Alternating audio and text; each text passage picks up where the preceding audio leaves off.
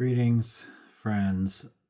Uh, this video is for unificationists, people who have been to the Holy Blessing, and for children born of those blessings, members of the Family Federation, students of the Divine Principle, followers of Reverend Moon. My name is Charlie. I live in Florida. I have a blessed family here, and I've been wanting to address this community for some time with some useful information and testimony. So I will start out with a funny little story just to lighten the mood here. It's a very short one. In the game of chess, a pawn passes all of its enemies on the chessboard and reaches the other side and becomes a queen, right? The queen can move anywhere and do anything on the board. This experience is symbolic of something that I really desperately want to talk about, which is the changing of a pawn to a queen. This means, in principle, divine principle language, this is a tree of life experience, and tree of life being the first blessing, tree of knowledge of goodness, tree of life, is another symbol of what I want to talk about. Don Miguel Ruiz, a Mexican Nahual, he's a holy person, I guess, from the I think it's the Aztec or Mayan, I don't know, one of the native tribes in Mexico. He says that I forgot now what he says. Forgot what was I saying? I forgot. Totally forgot what I was going to say about him. All right, I'll have to edit that out. So, every culture talks about this kind of process of enlightenment or salvation or coming into one's own. That's what I want to talk about here, is about the process of coming into one's own, learning to be who I really am. I have some experiences that I want to share with you that have transformed my whole person, and I believe that it's all we have. It's really all we can give one another is our transformation, our transformed self. It's the greatest value. So I want to bring that to you, my experience of that. So I wish I could remember what Don Miguel Ruiz said. What did he say?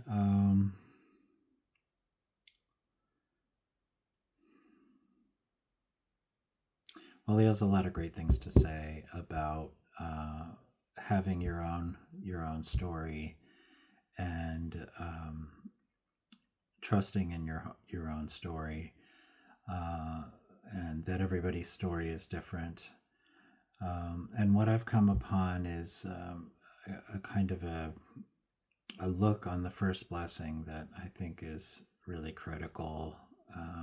And it took time to catch it, but it is peppered throughout Father's speeches that God's resides in the human spirit. The center of the human heart, the center of the human spirit, body, and mind is God. And that when God comes to us, he comes to us and appears as our own spirit self. And that the unity of our mind and body, or our spirit and our physical self, is the process by which we become an ideal person. So, meeting and encountering God inside my own mind is the critical missing piece that it can only be done by the individual. It has to be prioritized by the individual. And it is not dependent on anyone else's permission or who I follow, or whether anyone else notices or approves. It's something that is separate from all historical events. It doesn't matter the state of the world, the state of my family, the state of our church. It doesn't matter. The encounter with one's primal self, one's true self, creates a living experience that outshines any other relationship. It is the relationship that all other relationships are built on. It will decide whether we can unite with another person, build a family, follow a good leader, create a good product, and have a historical influence. It is the primary relationship for everything of value that we might count among things. So, but it has taken me a long time to have that encounter. And I can say that even after my blessing, I went sideways for almost a decade, and then my blessing was later restored. During that Jubilee year in 2007, I think it was 2006, 2007, 2007. Everything came back into oneness. And I spent about a decade in Korea, kind of cooperating with the training center. And one day during prayer, about 5 years in, I encountered my spirit self for the first time. It wasn't actually the first time. There were other times that I experienced my spirit self, but I didn't know what it was really. But at moments of life and death, I felt the presence of my spirit mind, and I heard the voice of my spirit mind. I didn't know it was my spirit mind, but now I know that it was. But I did see my spirit self for just a few seconds, and it changed my life. It changed everything about what I believe. It changed my theological understanding. All things that I held sacred, all truths that I held sacred, now had a whole different light and a whole different kind of structure to it. And so ever since then, I've told that story to people who are not members, but people who were in need of stability and regulation and freedom from toxic behaviors and mindsets. And it was a pleasure to tell that story, because contained in that experience was the beginning of a relationship, which brought incredible light and life and love to my life. So I'll be talking on this channel about something called primal encounter, and that's what I've just come to call this experience of meeting with one's own spirit self. I believe that it is what Jesus came here for. It is what God has been trying to lead us to. it was the stated goal of the whole training center was to find your true self. And I know, or we all know from Father's words, that our inner teacher and our inner parent and our inner king and inner God is within us, and it knows everything about us, and its one purpose and goal is to make unity with our outer self. It is there for that one stated purpose, and it has all the wisdom and love that we need to become true and whole. But no matter how much wisdom and love and power and safety and security and stability and righteousness that it has, it doesn't matter if we don't relate to it and we don't experience the love that comes from our spirit self. I'll be talking about a lot of different aspects of this encounter and also of primal living and what primal living looks like and how to cultivate that relationship with one's inner self. And I do think that no matter what religion or what you believe or whatever is true for you, I think that what I'm going to share here will be useful for you. And I don't think I am the sole owner of this understanding or this information. I'm not coming at you with any kind of interest in a following or any kind of interest in being, better or worse than anybody.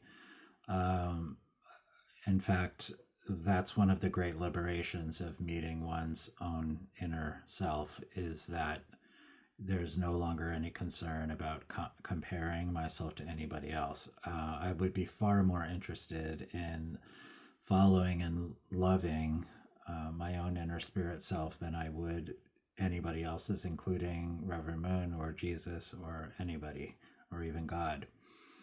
I was given a spirit self to love and follow by God. God didn't give himself, he gave me a spirit self that is unique.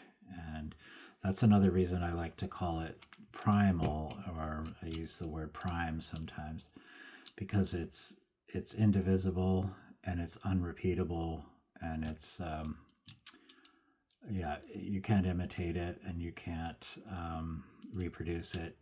It is 100% unique and once in history. It's just your own primal self, and it has all of the qualities of God. It is absolute, unique, unchanging, eternal. But it is more than that. It is you. It is a person. It is a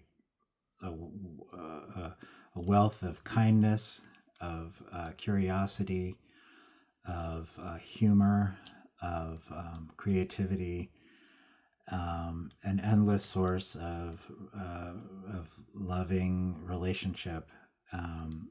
And I think that, one of the great, wonderful, and most immediate of effects in meeting one's self is that we no longer put any expectation on anybody else to show up for us or to understand us or approve of us or love us or pay attention to us. We no longer require that.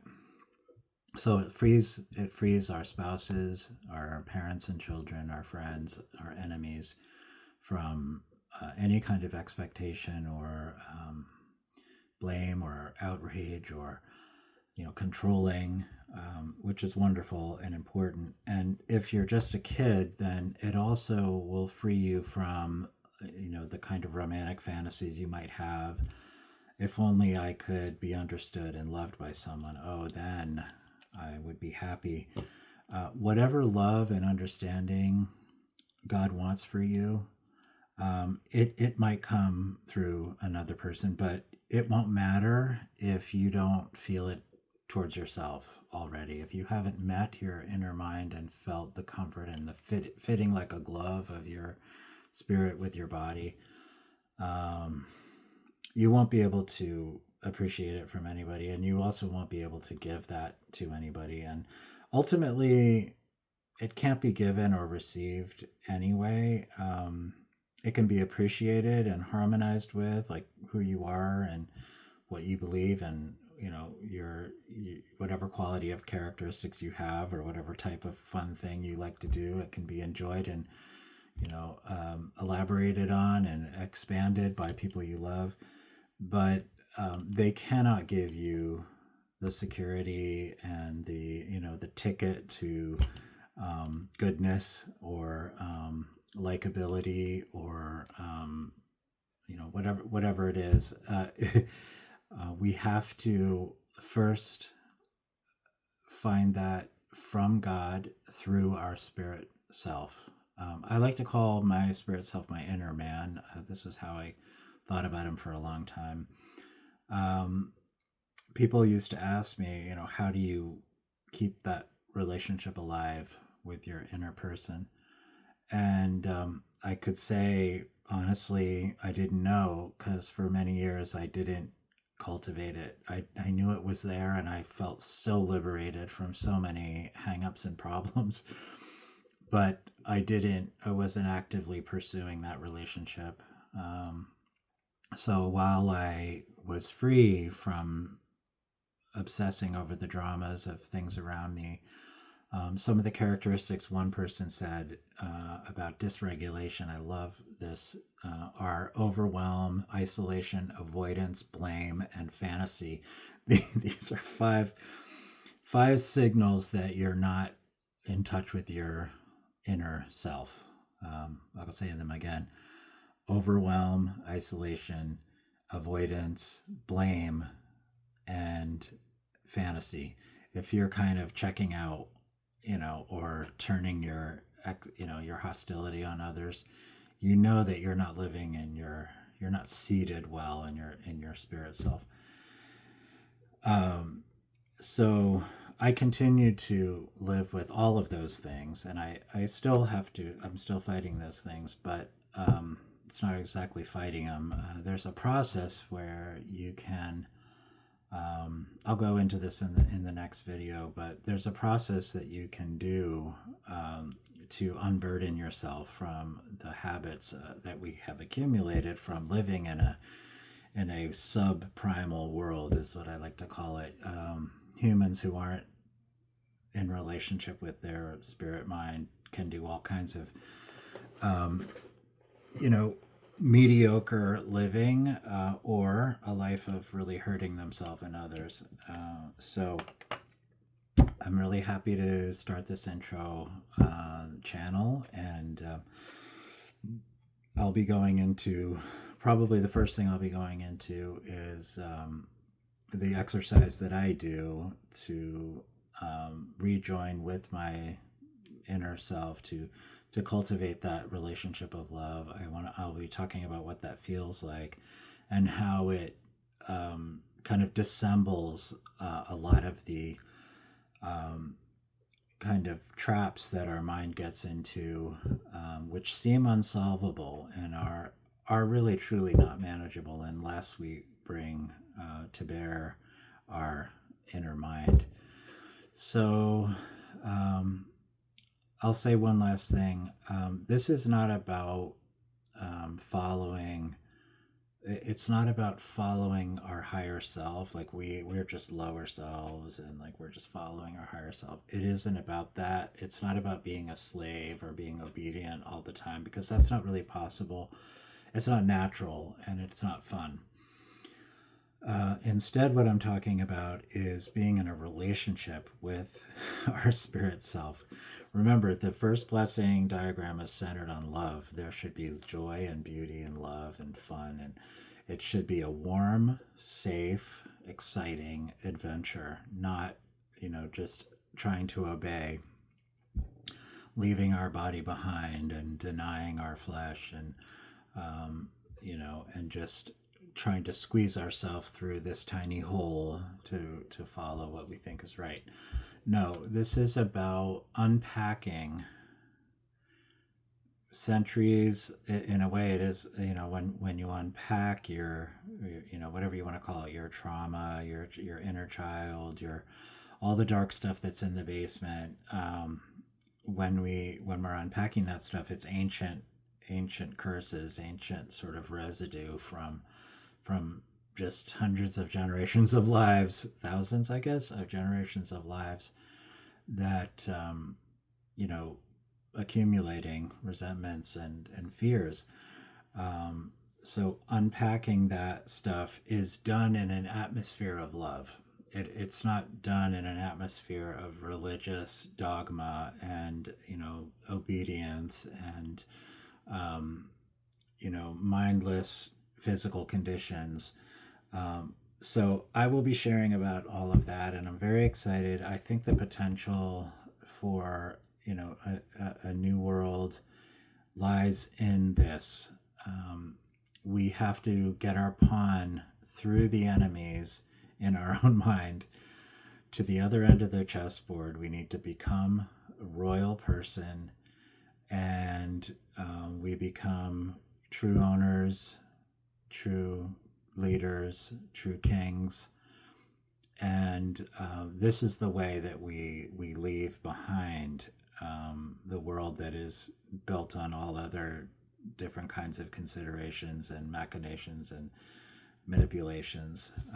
We're going to outgrow the current world that we're living in. We're not going to fight against it, or we're not going to be